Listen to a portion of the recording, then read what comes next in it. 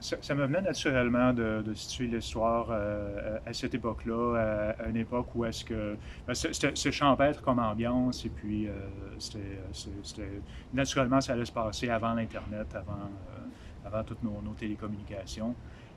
Et puis, je me rendais compte que de situer ça précisément juste après la Deuxième Guerre mondiale, euh, ça permettait des parallèles intéressants, des comparaisons intéressantes entre cette époque-là et puis la nôtre. On traverse présentement une période qui est pas idéale à plusieurs égards, mais quand on pense à cette époque-là, où est-ce que les gens qui vivaient cette époque-là avaient connu la deuxième Guerre mondiale, il y en a qui avaient connu même deux guerres mondiales et puis une pandémie entre les deux. Quand on les regarde, on se console un peu.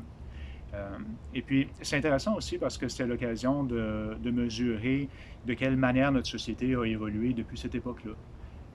On, de nos jours, on a plus de liberté de choix à bien des égards, le statut des femmes s'est amélioré, etc., etc. Et puis en même temps, on peut bien constater qu'on n'a pas tout réglé, il reste du chemin à faire.